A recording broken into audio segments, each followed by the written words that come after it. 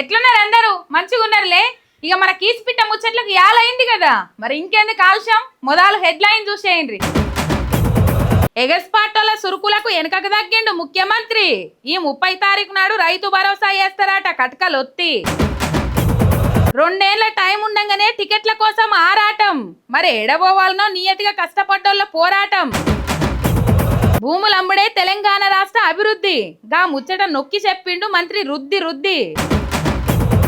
ఇందిరమ్మ ఇండ్లకు మళ్ళీ షరతు పెట్టిండు మంత్రి పొంగులేటి.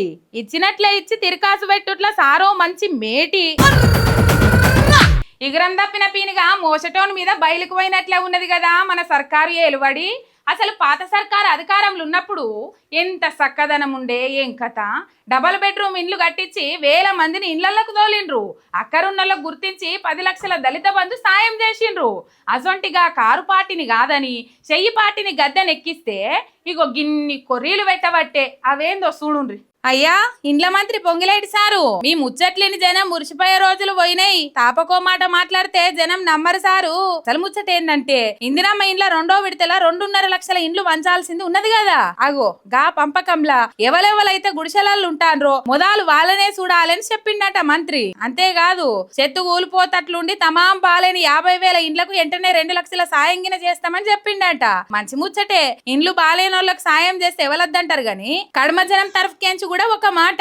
ఇందిరమ్మ ఇండ్లు వచ్చిన వాళ్ళంతా పట్టుమని ఉన్న పాతిండ్లు ఊలగొట్టుకొని కిరా ఇండ్లలో ఉంటాన్రు. మిమ్మల్ని నమ్మి పునాదులు తవ్విండ్రు. మొదలుగా ఇండ్లను దబదబ చెత్తులు పోపించి ఇండ్లకు పంపేది పోయి వాళ్ళని ఇడిచిపెట్టి ఇప్పుడు ఇదొక కొత్తేశం కట్టుడు బాలేదు సారు. అయినా ఏదో ఒక తావుల ఇందిరమ్మ ఇళ్ళని చెప్పి ఆడికి పోయి ఫోటోలు దిగుడు కాదు. రాష్ట్రం అంతటా మొండిగోడలతో పడావు పడుతున్న ఇండ్లు బొచ్చాడున్నాయి. వానలు ముమ్మిరు పెరగక ముందే గవిటిని పూర్తి చేయండ్రి. ఇండ్ల కోసం ఇస్తామన్న పైసలు మొత్తం వెంటనే ఇస్తే అయిపోయేదానికి మీదంగా దానికో సర్వే ఒకటి. ఏదేమైనా ఇండ్లు కట్టిస్తున్నామని చెప్పి గరీబోలను మస్తు యాస్త పెడతాండ్రు. అదే పాయే తెచ్చిన పథకంతోని ఒకటే దెబ్బల ఇండ్లు వేస్తున్నాయా అంటే అది లేదు. పునాది తీసినప్పుడు గింత, గోడలు లేపినప్పుడు ఇంత, స్లాబ్ వేసినాక ఇంత, ఇంటికి రంగులు వేసినాక ఇంత, గిట్లా నానా షరతులు పెట్టి అమాస పుణ్యానికి పైకమేయబడుతుంది. సరే అదన్న సరిగ్గా జనాలకు అందుతుందా అంటే అది లేదు. నడమల అధికారులు లంచాలు మిట్కరిచ్చి దంచిందానికి బుక్కిందే కూలన్నట్లు తమాం గిక్క తినబట్టే ఇక గరీబోళ్ళ ఇంటికల ఎన్నడ తీరాలే ఏం కథ అని అడగబట్టిండ్రు. ఇంటి పని సగం లాగి కడమ పైసల కోసం ఎదురు చూస్తున్న జనాలు. దీపం ఉన్నప్పుడే ఇల్లు సగబెట్టుకోవాలి అన్నట్లే ఉన్నది కదా తెలంగాణలో కొందరు మంత్రుల పనితీరు. అరే పాలన చక్కగా ఎలగబెట్టుండ్రిరా నాయనా అని మంత్రుల కుర్చీలో కూర్చోబెడితే అది ఇడిచిపెట్టి బిడ్డలకు కొడుకులకు వచ్చే ఎన్నికలల్లా సీట్లు ఇప్పించుకునే ఇకమతులు చేస్తుర్రట. ఇక చూడుర్రిగ్గా లీడర్ లెవెలో వా ఇండ్ల మంత్రి పొంగిలేటి సీన్ అన్నది బుర్ర కాదు, మర్రిశెట్టి తొర్ర. లేకుంటేంది మంత్రిగిరి ఎలగబెట్టి దోసుకుంది చాలదనుకున్నాడో ఏం పాడో గాని వచ్చేదాప పాలకుర్తి సీట్ ఎమ్మెల్యే యశస్విని రెడ్డికి కాకుండా వాళ్ళ అల్లునికి ఇప్పించుకునే ఉపాయం చేస్తుండట. ఇందుకోసం మొన్న అయిన పంచాయతీ ఓట్లల్లా ఎవలెవలైతే యశస్విని రెడ్డి వాళ్ళ అత్త ఝాన్సీ రెడ్డిలకు ఎదురు తిరిగిండ్రో వాళ్ళకు మద్దతు ఇచ్చిండట పొంగిలేటి ఇయ్యంపుడు ఖమ్మం ఎంపీ రఘురామిరెడ్డి. ఇక ఇదే ముచ్చట మీద యశస్విని రెడ్డి పోయి లొల్లులు పుట్టించేటోళ్లను పార్టీలకేంచి వీకేయిందని క్రమశిక్షణ కమిటీకి ఫిర్యాదు ఇస్తే ఉల్టా పార్టీ లైన్ దాటినోళ్ళకే మద్దతు ఇచ్చిండట పొంగిలేటి ఇయ్యంపుడు. అంటే చూసుకోండి పాలకుర్తి రాజకీయం ఎట్లున్నదో. ఇక ఇదిట్లుంటే ఇదే పాలకుర్తి సీటును పొడుక్కి ఇప్పించుకునే ఇకమతి చేస్తుండట రేవంత్ అన్న దోస్తు వేం నరేందర్ రెడ్డి. అందుకోసం ఎవలెవలైతే పదవులు రాక నారాజు అవుతాండ్రో వాళ్ళందరినీ వెనకమర్ల తిప్పుకుంటుండట. ఇక పాలకుర్తి మిచ్చటి ఇట్లుంటే అటు జహీరాబాద్ అసెంబ్లీకేంచి బిడ్డ త్రిషన్ దింపాలని చూస్తుండట మంత్రి దామోదర సారు. ఇందుకోసం అవసరమైతే మాజీ మంత్రి చంద్రశేఖర్ రెడ్డిని పార్టీలకేంచి ఎల్లగొట్టాలని కూడా చూస్తుండట.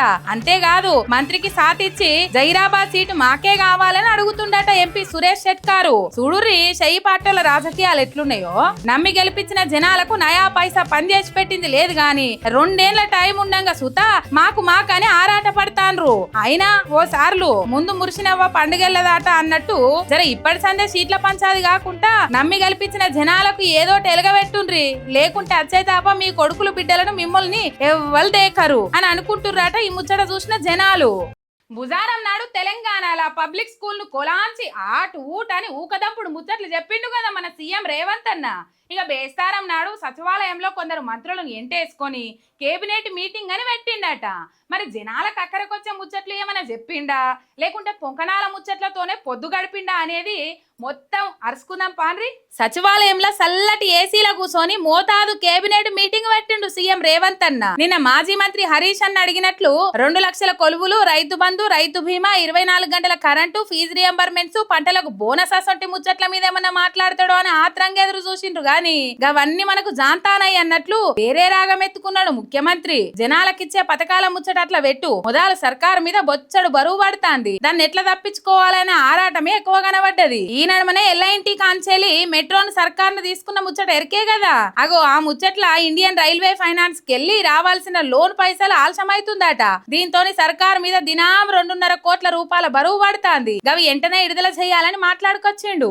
అట్లనే పోయిన తాప బోనస్ లేక ఈ తాప లేక రైతులంతా తిట్టి పాడు చేస్తాండ్రు. కనీసం లాగోడు మందం ఖర్చుల మందం రైతు బంధం నేద్దామని మాట ముచ్చట చేసిండ్రు. అది కూడా విడతల లెక్క జూన్ 26 తారీఖు నాడు షాల్ చేస్తారట. పండ్ల పని మొన్నటిదాకా వడ్లు, మక్కలు, జొన్నలు యాళ్ళ కొనకుండా రైతులను నిండా ముంచింది కదా సర్కారు. ఇప్పుడు గత అప్పు మాది కాదు సెంటర్ వాళ్ళది అని వాళ్ళ మీదికి నూకే ఉపాయం ముంగటేసుకుంటుండు. ఇక రైతు బీమా సంగతి అయితే చెప్పే అవసరమే లేదు. సర్కారు దాన్ని ఎన్నడో బొందబెట్టింది. ఇదే ముచ్చట మీద car party leader Jeevan Reddy మాట్లాడుకుంటా ఏమన్నాడో చూడుండ్రి.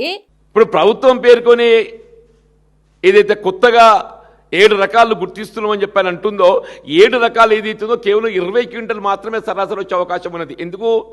దానికి చీడ పురుగు ఆశించేటువంటి అవకాశం ఎక్కువ ఉంది. దానికి ఈ పెస్టిసైడ్స్ ఎక్కువగా వాడాల్సి వస్తుంది. దీర్ఘకాల పంట ఇవన్నీ కూడా మనం పరిగణలోకి తీసుకోవాలి. అంటే 20కి 30 వ్యత్యాసం అయితే 10 క్వింటల్లే. ది అదర్ వెరైటీస్ అర్లియర్ పబ్లిష్డే 33 రకాలు ఏవైతున్నాయో 7 రకాలు పోతే మిగతా రకాలు ఉన్నాయి కదనే. ఆ 26 రకాలు ఉన్నాయి కదా, ఇంక 26 రకాలు అవి దాదాపు 30 క్వింటల్ వస్తాయి. 30 క్వింటల్కి 20 క్వింటల్ మధ్య వ్యత్యాసం 10 క్వింటల్. 10 క్వింటల్ అంటే ప్రభుత్వం మద్దతు ధర మనం లెక్కకు తీసుకుంటే 2470 రూపాయలు ఎంత ఉన్నది. ఇప్పుడు 2470 రూపాయలు అని చెప్పంటే ఇంటూ 10 24,700 రూపాయలు. 24,700 రూపాయల విలువ గల దిగుబడి తగ్గే అవకాశం ఉంది. అంటే మీరు రైతుకు మేలు ఏది లాభసాటి చెప్తున్నారా లేక మీ బాధ్యత తప్పించుకోవడానికి? ఇలా ప్రభుత్వం ప్రొక్యూర్మెంట్ బాధ్యత తప్పించుకోవడానికి కొరకు అంటున్నాను. ధాన్యం సేకరణ బాధ్యత తప్పించుకోవటానికి కొరకు వీళ్ళ మార్కెట్ డిమాండ్ వరి ధాన్యాన్ని మాత్రమే సాగు చేయండి అని చెప్పంటే వీళ్ళ ప్రభుత్వం దాన్ని సేకరించే బాధ్యత లేకుండా మార్కెట్లోనే మీరు అమ్ముకోవచ్చు. మీదే అది ఏదైతుందో మార్కెట్ డిమాండ్ ఎట్టుంటుందో మేము చెప్పలేం.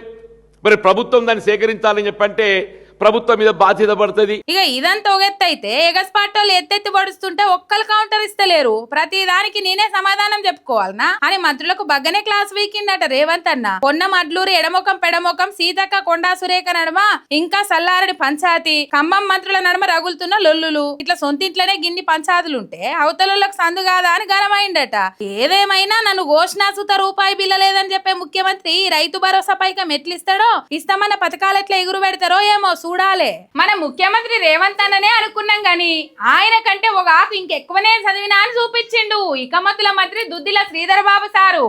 బేస్తారం పొద్దుక పట్నం పొలిమేరల వన మహోత్సవం అని సర్కారోళ్ళు ఓ పెద్ద పేరంటం పెట్టునుండే కదా. అగో గా పేరంటానికి హాజరుపడ్డ మంత్రి దుద్దిల శ్రీధర్ బాబు ఏం మాట్లాడుకొచ్చిండు, ఏం కథ, గవన్నీ ఓ మల్క చూసేయండి. వచ్చే ఎన్నికల లోపు సర్కారు భూములన్నీ పొతం పెట్టి ఆస్తులు పెంచుకోవాలని చూస్తున్న తెలంగాణ మలి సర్కారు చిన్నగా మెల్లగా అభివృద్ధి పేరుతోని భూములమ్మే కార్యం ముంగటేసుకున్నది. ఏ పని ముంగటేసుకున్నా కొలువులు, చదువులు, కంపెనీలు, అభివృద్ధి మాత్రం గాని తెరెనక గుంట జాగా లేకుండా చేసే కార్యం ముంగటేసుకున్నట్లు కొడుతాంది. గిట్టనే బేస్తారం నాడు కూడా గుర్రంగూడకు పోయిన తెలంగాణ ఐటీ మంత్రి మంతని ఎమ్మెల్యే శ్రీధర్ బాబు గచ్చిబౌలి భూముల మీద జోలి చెప్పిండు. ఇక చూడుండ్రి, చదువుకోరారి సారు తమరి పురాణమేందో. పరిశ్రమలు రావాలి, ఉపాధి పెంచాలి, ఇక్కడ ఉన్న యువకులకి సంబంధించి ఈరోజు వారి ఉపాధి కార్యక్రమం చేయాలి, పెట్టుబడులు రావాలి అని అటవీ శాఖ భూమి కాని భూమిని మా పరిశ్రమల శాఖకు సంబంధించిన పెద్ద ఎత్తున తీసుకెళ్తే మరి కొత్త సాంకేతిక టెక్నాలజీని ఉపయోగించుకొని ఆర్టిఫిషియల్ ఇంటెలిజెన్స్ని ఉపయోగించుకొని లేని చెట్లను సృష్టించిండ్రు గత ప్రభుత్వాన్ని నడిపించిన టీఆర్ఎస్ సోదరు. ఏఐని ఉపయోగించుకొని వన్య మృగాలని ఎప్పుడో వైజాగ్లోనో ఒరిస్సాలోనో ఆ చిత్రాలను తీసుకొచ్చి మరి హైదరాబాద్ సెంట్రల్ యూనివర్సిటీ ల్యాండ్ అని చెప్పి దాని పరంగా ఈ రాష్ట్ర అభివృద్ధికి అడ్డుదలిగే కార్యక్రమం చేసిండ్రు టీఆర్ఎస్ పార్టీకి సంబంధించిన నాయకులు. ఓహో మంచిగుంది సార్. మీ లెక్క సర్కారు భూములు అమ్ముడు, కోట్ల రూపాయలు దోసుకునుడు ఇదే అన్నట్లు అభివృద్ధి అంటే. అయినా గచ్చిబౌలు హెచ్సిఈ భూములను ఎట్లా అమ్మబుద్దయిందే శ్రీధరన్న. అలా జింక పిల్లలు శంగ ఎగురుకుంటా రోడ్ల మీదకి వచ్చిన సందర్భాలు సుత బొచ్చడున్నాయి. అవి ఒక్కటే కాదు, 400 ఎకరాలల్లా 734 చెట్ల జాతులు, ఈ 220 పక్షి జాతులు, నక్షత్ర తాంబేళ్లు, మచ్చల జింకలు, అడవి పందులు, ముళ్ళ పందులు, కుందేళ్లు ఇట్లా చెప్పుకుంటూ పోతే ఒడవదు. ఒక్క ముక్కల చెప్పాలనంటే పట్నంకు అదొక నల్లమల అడవాసొంటిది. అయినా ఆడికి పోయి చూసేంత తీరువాటం మనకెక్కడిదిలే. కావాలంటే చూడు ఎన్ని జింకలు ఉన్నాయో.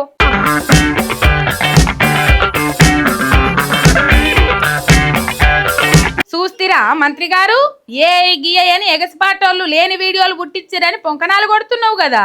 ఇప్పుడు చెప్పు ఏమంటావో. ఇదే ముచ్చట మీద నిరుడు ముఖ్యమంత్రి రేవంత్ అన్న ఏమన్నాడో గది కూడా చూడుండ్రి. గచ్చిబౌలిలో భూమి మీరు ఏం చేయొద్దని అధ్యక్ష, దాదాపుగా 25 సంవత్సరాలు అనుకుంటా.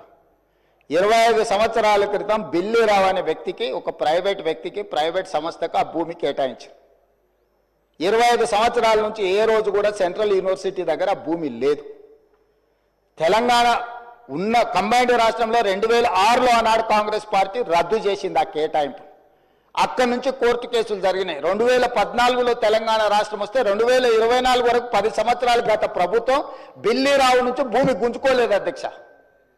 నేను వచ్చిన వెంబడే సుప్రీంకోర్టు వరకు వెళ్ళి కోట్లాడి ఒక ప్రైవేట్కు ఐఎంజీ భారత్ అని ఒక ఫేక్ కంపెనీకి కేటాయించిందని ఆరోపణలు ఎదుర్కొంటున్న భూమిని సుప్రీంకోర్టులో కూడా కేసు గెలిచి ఆ భూమిని వెనక్కి తీసుకొని ఆ భూమిని ఈరోజు మనం అభివృద్ధిలో భాగంగా టీజీఐఐసి కేటాయించి అక్కడ ఐటీ కంపెనీలు ఇతర పరిశ్రమలు రావడానికి అవసరమైన లేఅవుట్ చేయండి అని చెప్పి ఈరోజు ఒక అభివృద్ధి కోసము ఒక కాంక్రీట్ ప్రపోజల్తో ముందుకు వస్తే ఈరోజు అక్కడ ఏదో రిజర్వ్ ఫారెస్ట్ ఉన్నట్టు, రిజర్వ్ ఫారెస్ట్లో అత్యంత ఏమంటారు జీవరాశులు ఉన్నట్టు,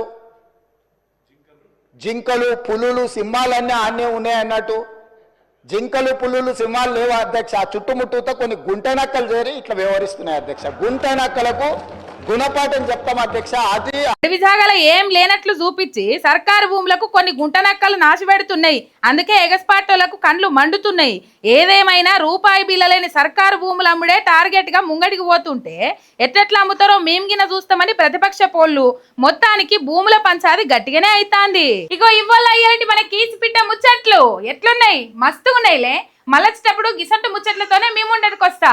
అంతవరకు మీరు చూస్తానే ఉండండి. మీ ఎంఆర్ మీడియా తెలంగాణ. శనార్థి.